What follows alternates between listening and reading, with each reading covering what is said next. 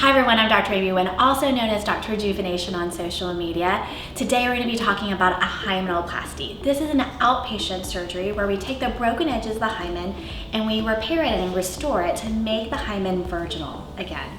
What is the hymen? This is a thin membrane of tissue that actually partially covers that vaginal opening at birth. And as the years go by, the hymen can be penetrated either through intercourse, through tampons, even through various exercise. For religious and cultural reasons, oftentimes women come in to see me for a hymenoplasty so that I can restore that hymenal tissue, either for cultural reasons or even for personal reasons. The procedure itself takes about 30 minutes to an hour. It's outpatient. Usually I recommend about a day or two off of work.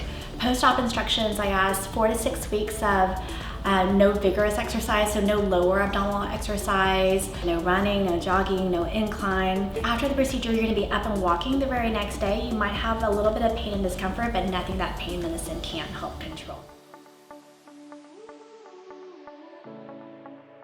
If you like this video, don't forget to press like, subscribe, and click on that ring button to be notified of future videos.